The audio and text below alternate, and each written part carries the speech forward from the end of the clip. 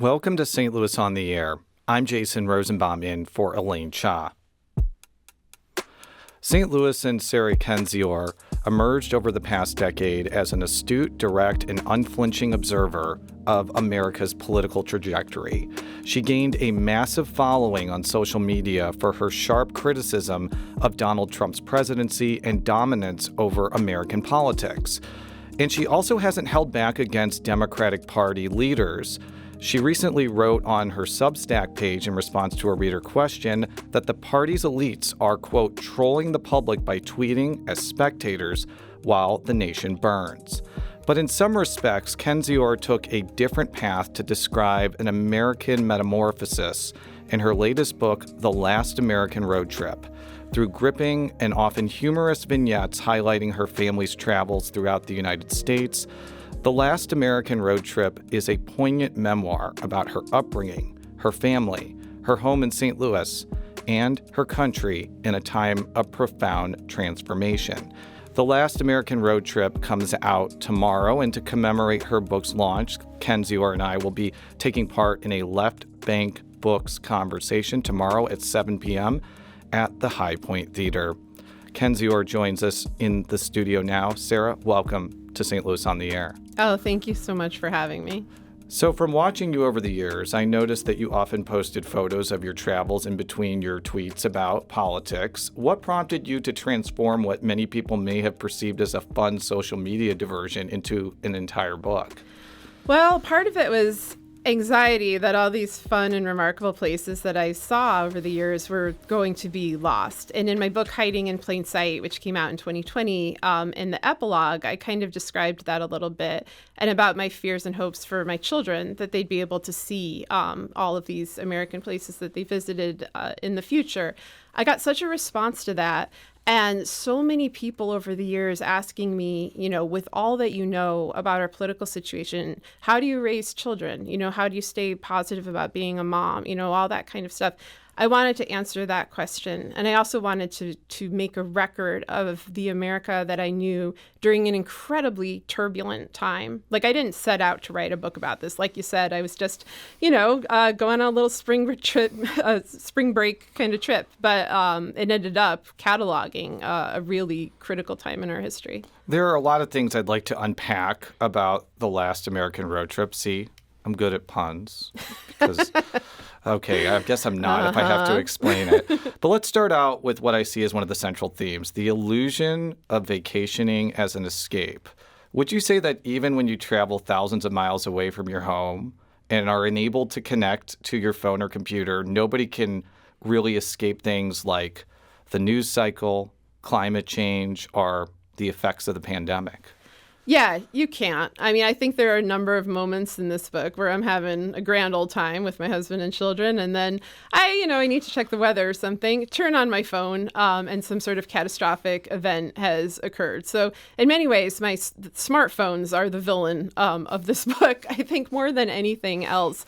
Vacations are something where I'm not just trying to escape or get a break, but I want to explore, I want to investigate, I want to learn things. And it's a good opportunity for my children to learn things. And if you're going to be honest about American history, you're going to learn a lot of things that are dark and unpleasant, as well as, beautiful and kind of a distraction from our lives. Like, I think all of that is woven together. That's the paradox of our country. That's what makes it interesting. And so I never wanted to be in denial of that. That said, I highly recommend folks just get a break from their phones. It's ironic, of course, saying this to you while we're on the radio and everyone's probably listening to it on their phones. Well, not this thing, everything else. There was a point in the book where you were having a grand old time, and then you looked at your phone and you saw that Anthony Kennedy had retired from the Supreme Court. By the way, I actually remember where I was when that happened. I also was on vacation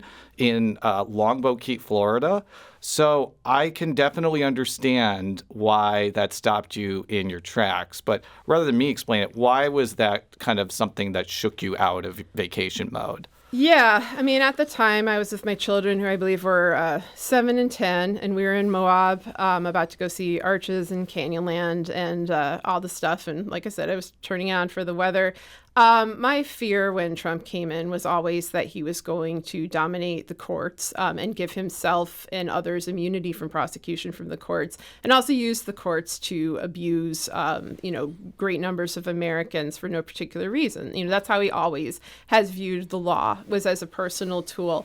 And with that resignation, I knew somebody even worse was going to be installed. And I sort of saw the events of the next, 7 years just unfolding in my mind, envisioning my children's lives as they grew older. And it really, it frightened me. And so, of course, I start rambling on to my poor kids who are just sitting there, who I believe responded with, are we still having hot dogs? Because, they're children. And that's the thing, is that, folks like me who write about these really dark historical times or present day times, we're also parents. We're also trying to provide a life and live within this dark reality. And so these things all converge in kind of unexpected ways. But at that point, that kind of lingered over the rest of that trip, even if I did try to put it out of my mind. While I would say the vast majority of The Last American Road Trip is a memoir about yourself, it also is a history lesson on some of the places that you've been, like Route 66. And you specifically pointed out that African-American travelers couldn't escape racism when they went on vacation, since they couldn't stay in hotels. Can you talk about more how that might have punctured a hole in the illusion that Route 66 was an escape for everyone? Yeah, I mean, Route 66 was never what it claimed to be, even when it was in its prime. It was always romanticized, glamorized. It was where, the bumper sticker was invented from Lester Dill, a fellow Missourian. And so, it was always kind of hyped up. But yeah, for certain groups, for Black Americans who, couldn't stay in certain hotels, they would have discriminatory signs. They had to use the Green Book or other guides to stay safe. For Native Americans who were having the road paved right through their territory or by their territory, it was never an avenue of freedom. For women, it was often, an avenue of danger. And that's just the facts of our country. But I do think it's a fascinating trip to take, to drive all of Route 66. I've done all of it except for a little area in California that I always thought, I'm going to save that. I'm going to save that for when I need something, sweet and beautiful. I'm pretty sure it burned down, or quite a lot of it did, in the recent LA fires. And so, another punctuated trip, there's a sense of urgency, I think, in this book of wanting to see everything before it's gone, because of political corruption, because of climate change, because of corporate greed, all of these things that threaten the beauty and the history of our country. And even with events like that, the recent fires, I certainly see that. And of course, the people affected by the fires are first. I don't want to trivialize that in any way by saying, oh, my future vacations are ruined. That's not my point.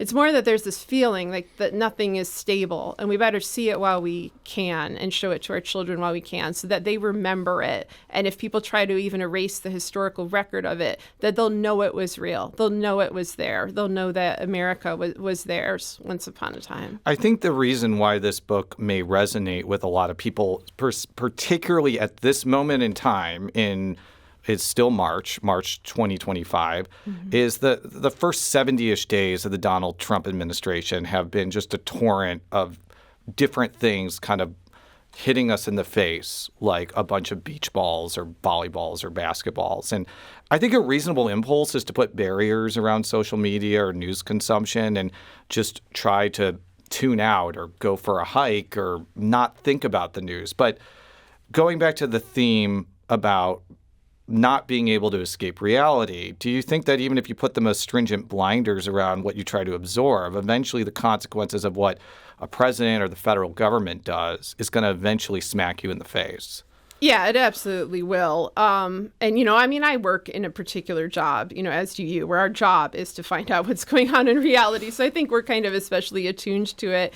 But the attempts folks make of denying what is happening to our country, and I truly do not believe this is a partisan matter. I see the situation as you have an abuser in the Republicans and an enabler in the Democrats, and then you have a country of disillusioned and frustrated and hurt and abandoned people who just want life to be fair, who want there to be opportunities. And this spans, the entire country. And there's no escaping that kind of abusive dynamic. It'll hurt someone if it doesn't hurt you. And I think in the end, it will eventually come from some of you. And I can think of all sorts of people, elderly people worried about their Social Security, cancer patients worried about their treatments, any parent worried about public schools. We're all worried about this. And it's not a partisan thing. It's not a party thing. It's a human thing. There are things we need for survival, and they don't care about our survival. They see people as disposable.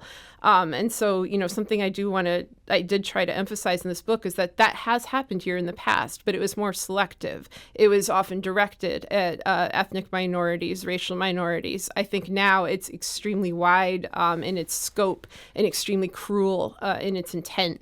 And so I wanted to, bring home the humanity of that, this shared humanity, that we all have. Earlier in the show, you did say that smartphones are a villain in this book. When did you come to that realization? And did it take you some work to get to that point? Because as you mentioned, if you are either a journalist that delves in politics or a journalist and commentator who delves in politics, you have to absorb a lot of information to be informed. But at a certain point, you see cell phones as this horrible thing as opposed to a useful thing. I'd be interested in for you to elaborate on that point. I mean, I think they're bad because I don't think they're reflecting reality. They're reflecting what an oligarch or a tech company wants you to believe is reality. You'll follow people online and suddenly all those friends of yours are replaced with strangers, and those strangers are enacting little, reality show style skits on TikTok of a life that they don't actually inhabit. It's not real,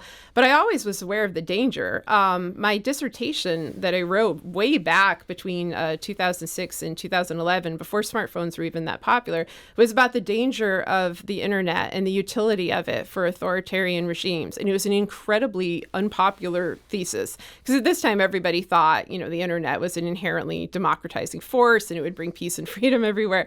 I thought it really just cut two ways. I thought it was wonderful. I thought it was great that we could cross all these geographic boundaries, but that, bad ideas or hurtful ideas or lies or propaganda can spread just as easily. And we have now reached the point where I think, corporate overlords have more control over our lives and what we see and what we witness than we do, even when we try to make that choice and opt out of it. So, yeah, I think it's dangerous. I think the danger of privacy violation and surveillance in particular is dangerous. Is there a balance that someone can strike between living in complete ignorance and just being overstimulated and overwhelmed with too much information? Yeah, I think so. I think you just take the pains to, limit your time. Don't get sucked down the wormhole of, endlessly scrolling on things. I mean, it's good to be informed. But how? It's so addicting. I've been addicted to a lot of things in my life, including diet soda, and I've been able to get over it. Getting out of the cell phone addiction has been, by far the hardest thing to do. See, I hate the damn thing. So, for me, it's really just an obligation where I have to use it for my job. But, I grew up, I'm the youngest sort of, the last remainder of the analog age. My adolescence was the analog age. Everything after age 17 or so is the digital age. So I know how to read a map. I get hardcover books. You should pick up mine, by the way. I think it's good to kind of remember how to do those things and to teach our children analog hobbies, analog ways of living. If the whole grid goes down, if the power goes out, what are you going to do? And what does it do to your sense of self? So things like just walking in nature, playing a musical instrument, reading a book. I think those are very healthy activities that people have done since the dawn of time.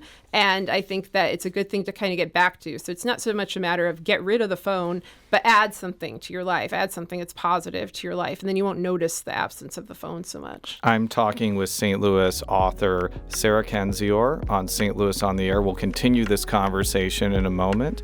This is St. Louis on the Air on St. Louis Public Radio.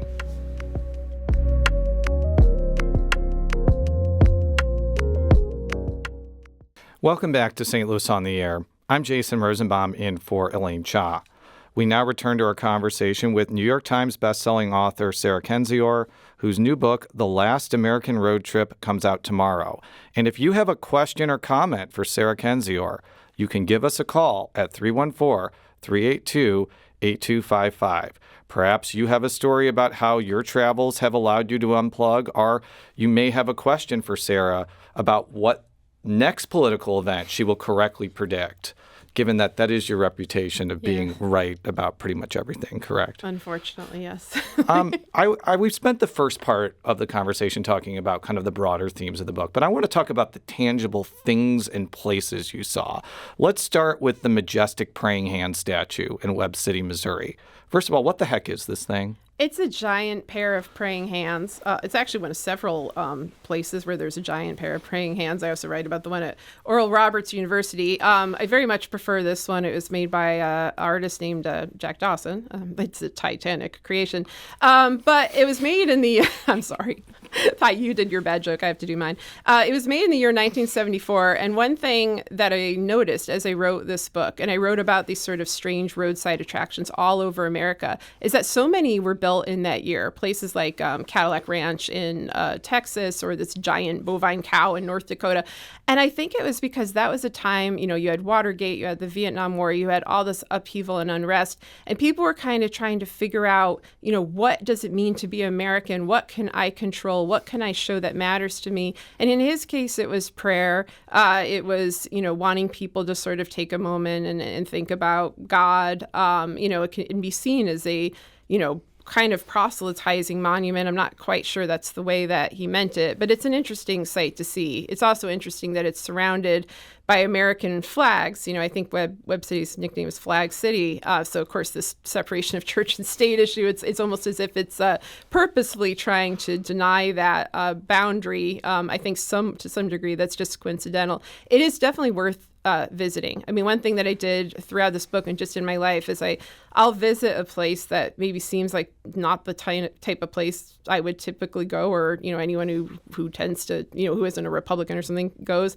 I will always go there firsthand because I want to see things for myself, and I don't want to just, fall into a stereotype. And this is interesting to me. And if people get some sort of spiritual, motivation or sustenance from it, then, all the better for them. This plays in with a more structural motif in your book about how you and your family encountered giant things throughout your travel, including a gigantic head of Ronald Reagan in beautiful Branson, Missouri. What did you take away from America's fascination with gigantic objects? Well, I love looking for all the gigantic objects. And there's these little cheat towns like Casey, Illinois, where they built a whole bunch of gigantic objects and just put them all together.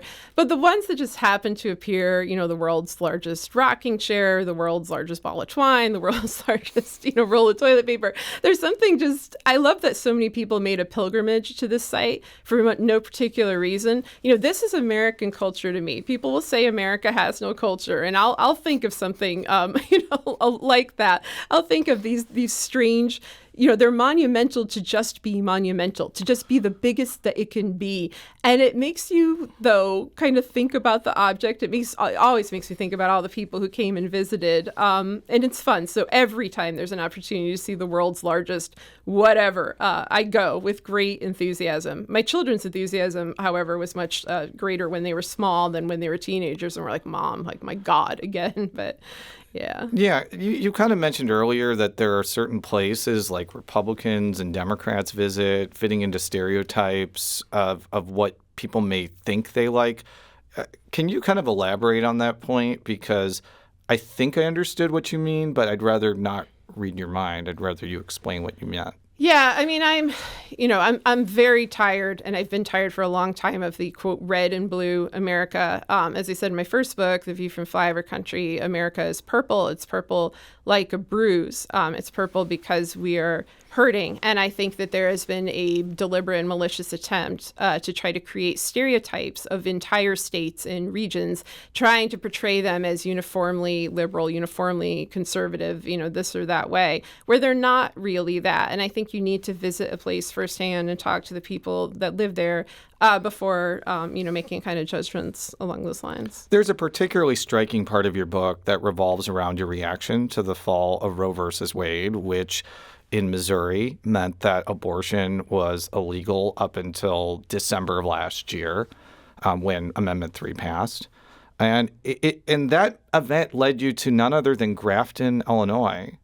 Can you tell me why you decided to go to this antique haven after this really important current event? Yeah, I mean, I have never written about my reaction to Roe versus Wade before until this book, and it hit me a lot harder than it would. And it was really the loss of my bodily autonomy. It was the fact that, with the AG, just with the signature, could just deem me less of a person, deem my daughter less of a person, and that right was gone. And historically, Missouri has always been this border zone where people have crossed into Illinois for freedom. You see that in the Dred Scott case. You see it memorialized in fiction in books like Huckleberry Finn.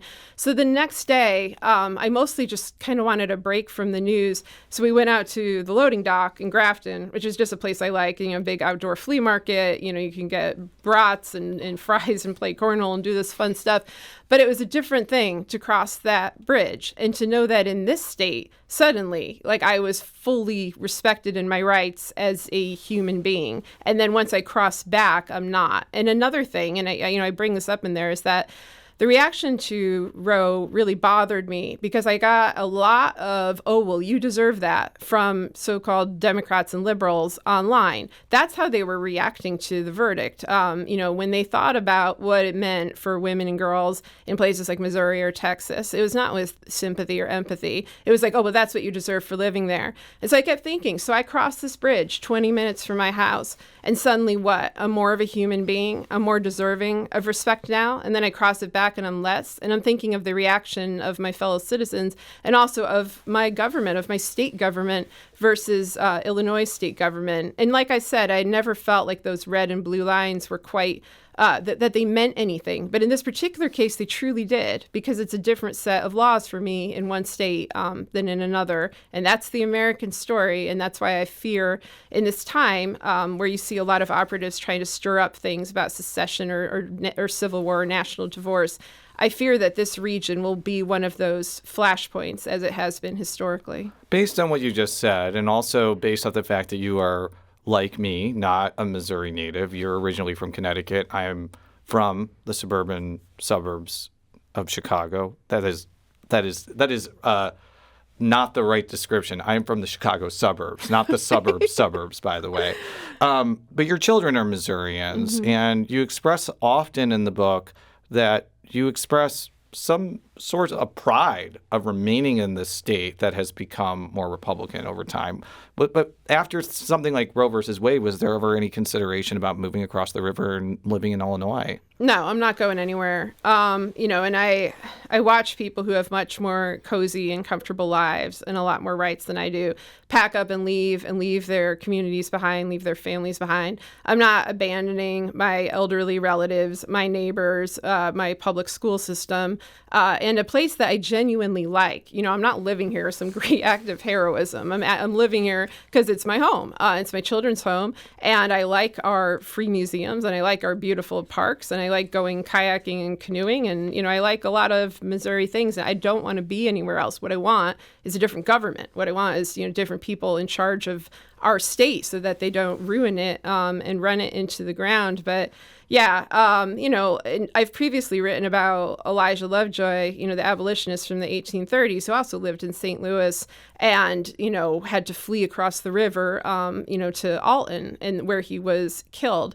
And he said beforehand, knowing that he was a target, knowing that his abolitionist views are unpopular, that he will never leave his post. He will never stop writing. Because if you do that, then you're abandoning your principles more than you're abandoning a place. And that's the thing that I can't abandon. There are very few things that could get me to leave. But, I'm not backing down in any way. Let's go to Jerry from O'Fallon, Missouri. Jerry, welcome to St. Louis on the Air. Thank you. There's a lot I could say, but I just want to say that I've been reading your books for years. My daughter actually gave me a copy of your first book and have subscribed to Gaslit Nation for at least 5 years now. And you're just remarkably, I guess I shouldn't use the word appreciative. You just are paying attention, but you're right 90% of the time or better. And I just think you do a remarkable job. I miss seeing you on little pop-ups on television from time to time. And But anyway, I just think you're doing a remarkable job. Jerry, before you hang up, do you have a question for Sarah that you'd like to answer, or do you just want to shower her with more praise?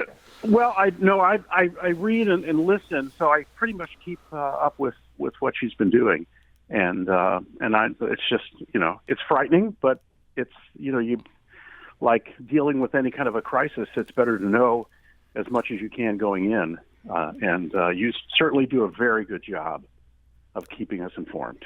Thank you very much. I really appreciate that.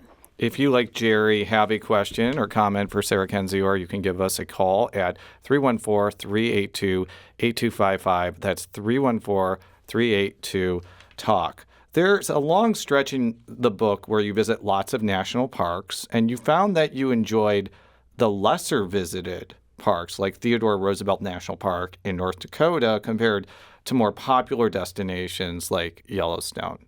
Why? Look, there are fewer people. And this is pre-COVID, mind you.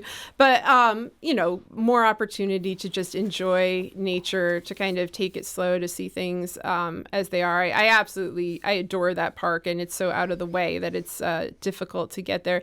At Yellowstone, a lot of what I liked was kind of people watching, and I described that too. And I am glad I went there in 2019 before COVID, before there was this sort of atmosphere of distrust and suspicion that I think still remains. But yeah, there are a lot of beautiful, lesser known places. I feel like our whole state is full of them. I feel like the Midwest and the South are full of them. In some ways, I don't even want to tell people about them. My absolute favorite places to go are not in the book because I want to keep them for myself. But yeah, I always stand up for the underdog, and I'm going to stand up for the underdog national parks.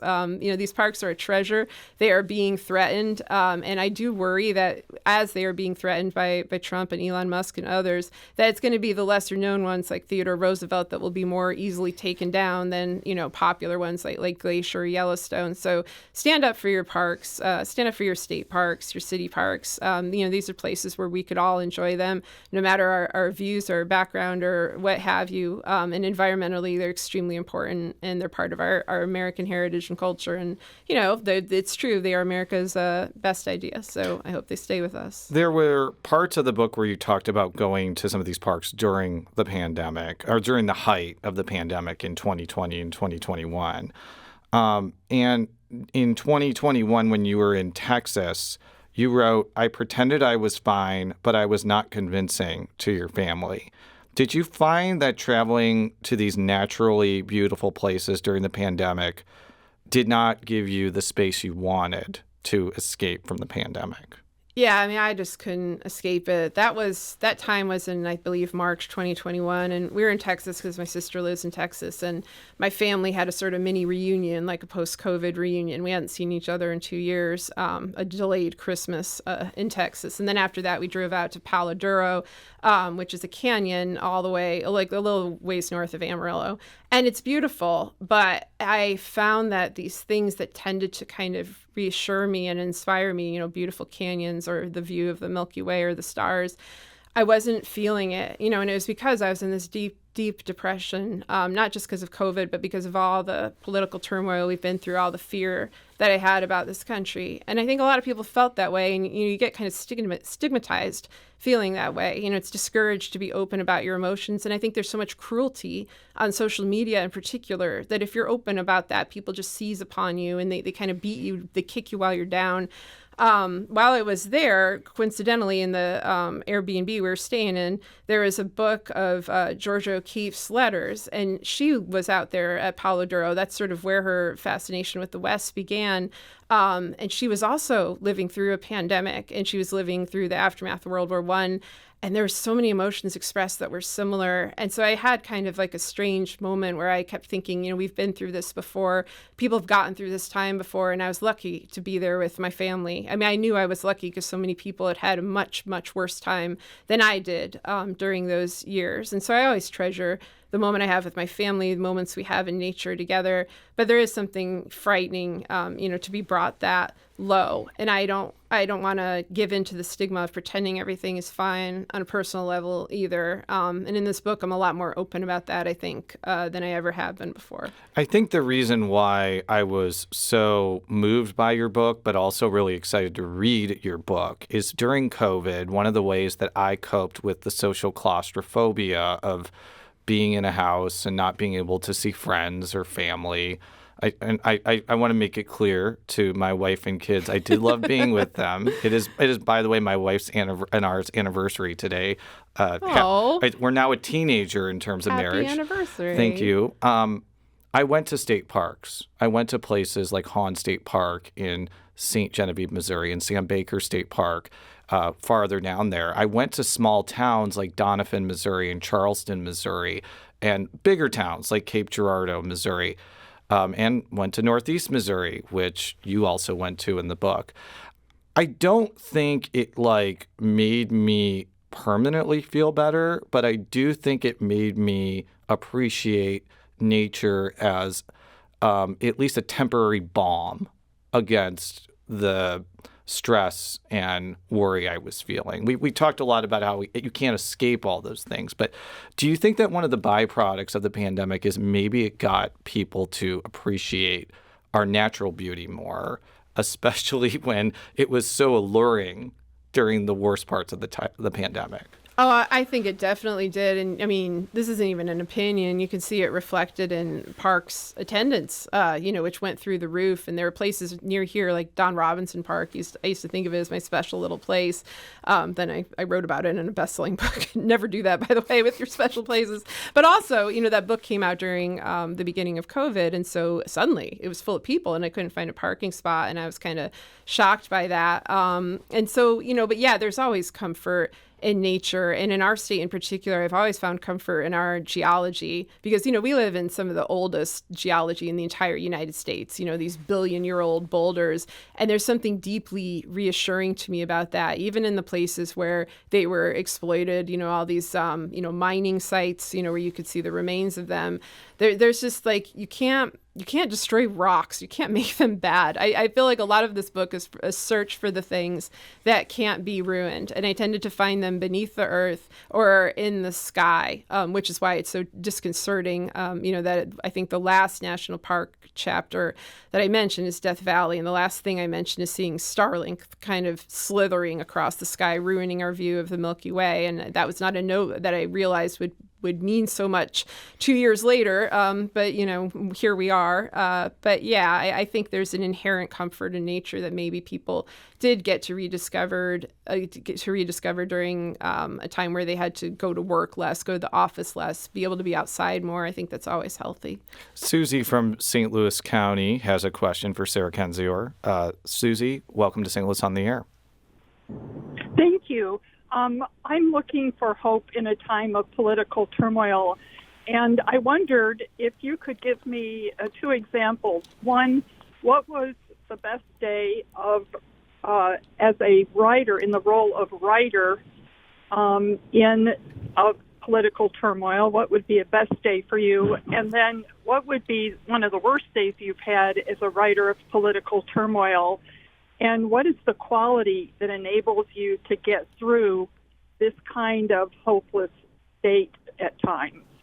Yeah, that's a great question. And I get asked that a lot. And I tend to, I don't quite believe in hope, but I also don't believe in hopelessness. I believe in living by your values and pragmatism and imagination and things more in your control. A strange facet of my life as somebody who writes about very controversial political events is that I get a lot of threats. I get a lot of death threats. And some of these road trips were actually escapes. They were us leaving our home because we felt like we were in danger and going somewhere. And, because I am a pragmatic kind of person, as I said, I thought, well, we're just going to make a family vacation out of this one. Because, of course, you don't tell your kids that. You tell them they're going somewhere fun. And so we had a lot of beautiful adventures. And when you kind of feel like your life's on the line, you do appreciate them more. And I don't think that's unique to me and my profession. I think a lot of us felt that way, during COVID and during other times of turbulence. And so it's just a matter of, finding, what you love, the people you love, doing the things that you want that don't hurt anybody, regardless what people think of you. I'm sure there are plenty of things in this book that people will think, well, that was a very strange thing of her to do or a very weird place to go. But I was happy there. And I think if you live your values and if you don't worry about convention, don't worry about fitting in so much, but just sort of appreciate what life has still to offer us, even in this dark time, it's easier to get through. And also, it's okay to, not it's okay to feel bad as in I want you to feel bad, but it's normal. It's normal to react, with extreme kind of feelings about this time. And you're not alone in that. That's the thing I want to emphasize is that, there are millions, tens of millions of people feeling just like you do. I get asked this all the time. And so I think just there's some inherent comfort in just knowing that a lot of us are feeling this way together, no matter how different we are. And maybe that energy could be, channeled into something productive and good, once we know the lay of the land. We need to take a quick break, but when we return, we'll conclude our conversation with St. Louis author Sarah Kendzior about her new book, The Last American Road Trip. This is St. Louis on the Air on St. Louis Public Radio.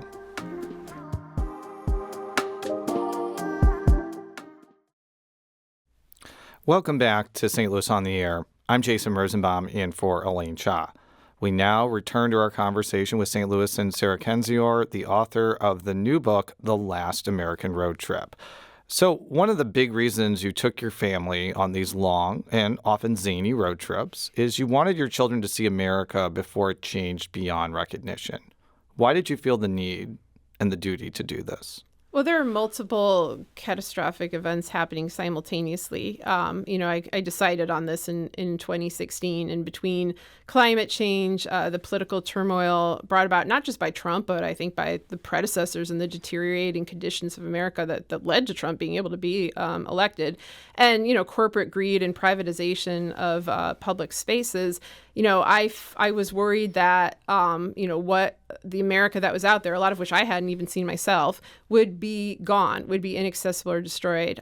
So I really wanted my kids to see it, and I wanted them to see it with their own eyes. I wanted it to be their memories and not just a story I told them, but something that they experienced themselves. I was thinking about this because your children are old enough to have absorbed everything that has happened in our political and world environment with COVID-19 and the January 6th insurrection and the return of Donald Trump. And you say in the book, and you just said now, it's not enough to just tell your children about these things or tell your children about the places in America that you visited, but for them to experience it themselves. How do you think that your kids have benefited from this type of philosophical construct? Oh, they're very curious kids. And I think they were kind of born that way. And, but I think I've encouraged their curiosity. I've encouraged them to kind of look things up themselves. They're used to the outdoors. They're used to being all sorts of different places. They've never left the country. We have kind of like a family dream of being able to travel outside of the country. I don't know if we'll ever afford to be able to do that or what will happen even these days in terms of that with safety. But, they've seen Native American reservations. They've seen cities where almost everyone is speaking Spanish. They've seen all these different places, and they know that this is all America, that there's no real America or fake America. They've seen how people react to them as Missourians. That's something that's sort of funny for me to experience because they go somewhere and, they are the recipient of the stereotypes where people assume certain things about them or certain things about me. But I think they've gotten to, just see a lot, see the landscapes change, see mountains and oceans and plains, and also see that a lot of places that are neglected or thought of as lesser than are beautiful or have something special to offer, some kind of like not undiscovered, but lesser known treasures. And I think that they do seek that out. And that's something that can help sustain you during very hard times. I'm sort of jealous of your kids because like millennials who have had children later in life, like myself, the events of the past decade are probably going to be pretty faint memories for them. Like my oldest son was 6 years old when COVID started. My youngest son was 2. My daughter was -1, -2. And ironically, she was the first person to get COVID and pass it along to us. So will they end up understanding our recent history less because it will have to be explained to them rather than experienced. And if so, if that's the case, what's the solution for making sure they're getting the same type of experience that your kids have been able to get? Yeah, I mean, my son, my youngest, is not that much older, I think, than your oldest. And he was, I guess, 8. He was in 3rd grade when COVID came around. He doesn't really remember too much life before it. But it's more of like a mindset of like trying to find the beauty and the intrigue of life in tough times. It made both of them very curious about our history. You know, they're both big readers. They read a lot of books. But like I said, it's that firsthand experience. But, you know, one thing I want to stress, just because I always get jealous of like travel writers who do something like they take a year or 2 off and they just jet around and they get paid to do that and then they write it up. This is not that kind of a book. You know, this is a book about a normal person who has a budget and takes, vacations during school breaks and sometimes doesn't have the money to drive very far. So what we were doing was finding, you know, the beauty of Missouri, the beauty of Illinois, the beauty of local places,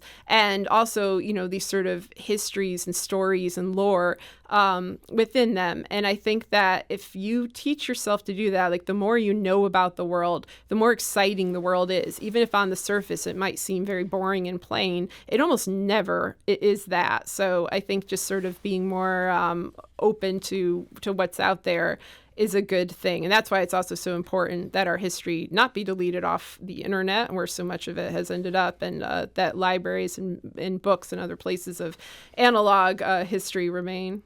I would imagine that a lot of parents who are involved in some form or fashion in politics get involved because they want to make the future better for their kids when they become adults. But I think that one of the most difficult question of our times is, how can we even try to strive for a better future when so many things like climate change, foreign policy actions, infectious disease control, they're influenced more through like the decisions of government and through policy decision making rather than individual decision making. Mm-hmm. So what can we even do? Is it a situation where we're just hopeless and helpless against all of the things I just mentioned?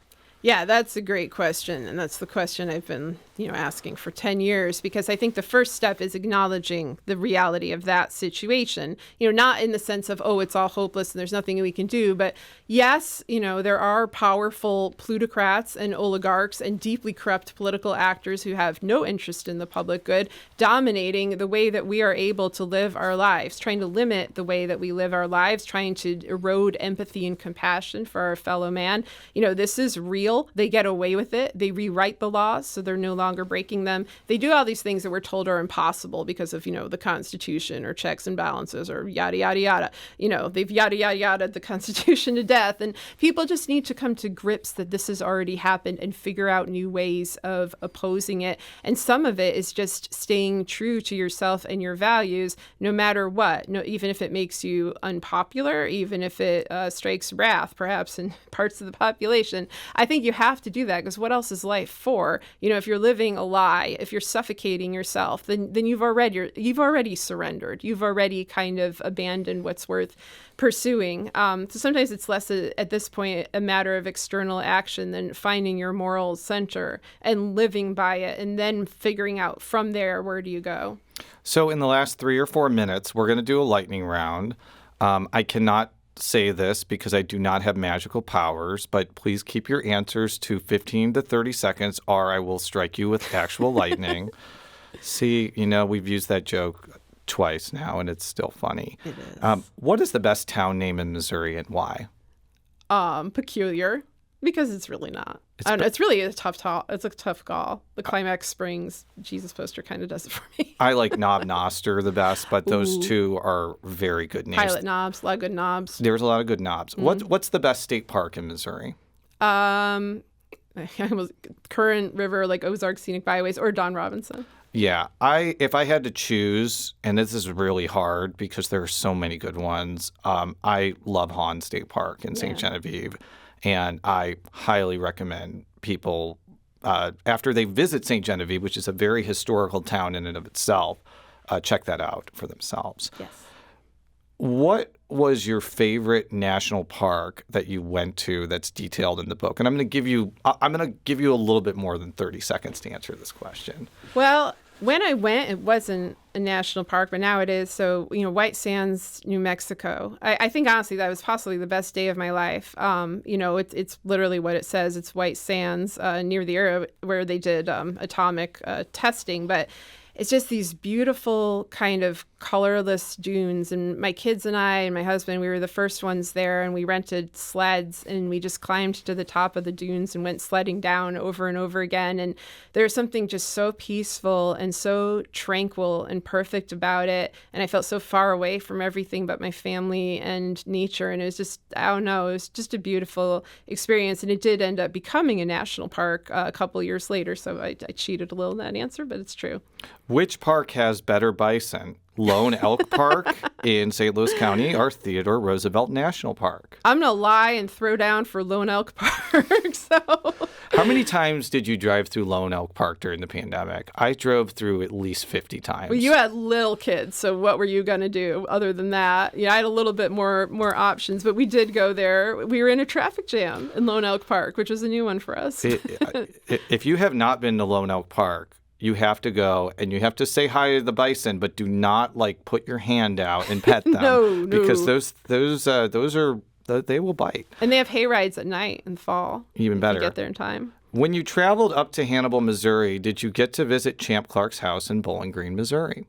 No. Apparently I should have. Yeah. Do you know who Champ Clark is? No. Champ Clark is the former U.S. Speaker of the House from Bowling Green, Missouri, and he almost became president of the United States in 1912. Except William Jennings Bryan betrayed him at the convention and told people to vote for Woodrow Wilson instead. And that's why Missouri only has one president instead of two. Wow. See? Trivia. Next thing you know, I'll find the recorders of deeds and seek out their domiciles as well. Yeah, don't even get me down Little there. in-joke there. Oh, very in-joke. Your son said he would have voted for Horace Greeley in the election of 1872, primarily because of his amazing neck beard.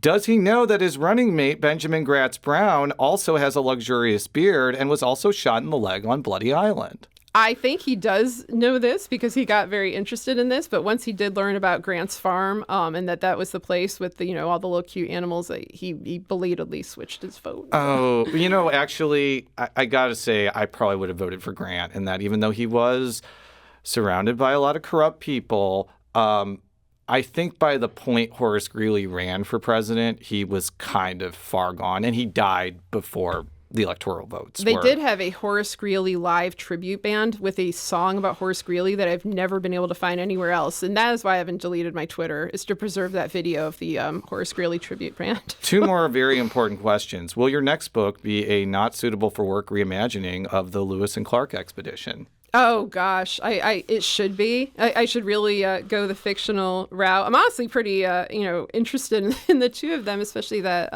Clark allegedly committed suicide on the Natchez Trace. And very quickly, what's your favorite Korn album? Their self-titled album, Life is Peachy, Follow the Leader, Our Issues. Whatever one has the song that I mentioned in the book, and now everyone's going to be wondering, that Korn? Yes, that Korn. Late 90s Korn is in my book, so yeah. And that song is Falling Away From Me, which was on Issues. And we'll have to pause our conversation for now. But I'm using the word pause purposely since we'll be continuing to talk about the last American road trip at 7 p.m. tomorrow at the High Point Theater in St. Louis. Sarah Kendzior's Last American Road Trip comes out tomorrow. Sarah, thank you for joining us today. Thank you. And please play this as my walk-in music tomorrow night. Absolutely. More reporting from the St. Louis On the Air team is available at stlonair.show. And be sure to never miss a conversation by subscribing to our podcast. You can find it wherever you get your podcasts, including Spotify, Apple Podcasts, or the App Store. St. Louis On the Air is a production of St. Louis on the Public Radio. Thank you for listening. I'm Jason Rosenbaum.